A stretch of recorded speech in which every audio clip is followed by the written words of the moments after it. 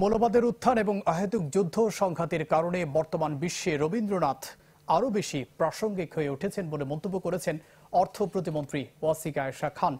শুক্রবার চট্টগ্রাম জেলা শিল্পকলা একাডেমি মিলনায়তনে বাংলাদেশ রবীন্দ্র শিল্পী সংস্থা চট্টগ্রাম বিভাগ আয়োজিত সঙ্গীত উৎসবে এমন মন্তব্য করেন তিনি। ভবিষ্যৎ প্রজন্ম ভিনদেশী সংস্কৃতিতে যেন প্রভাবিত না হয় সেজন্য বেশি বেশি রবীন্দ্রসঙ্গীত চর্চার উপর গুরুত্ব আরোপ করেন অর্থ প্রতিমন্ত্রী। রবীন্দ্রসঙ্গীত শিল্পী সংস্থার সভাপতি সাজেদ আকবর, সাধারণ সম্পাদক ডক্টর মকবুল হোসেন এবং চট্টগ্রাম শাখার সভাপতি ডক্টর আনোয়ার আলম এতে উপস্থিত ছিলেন।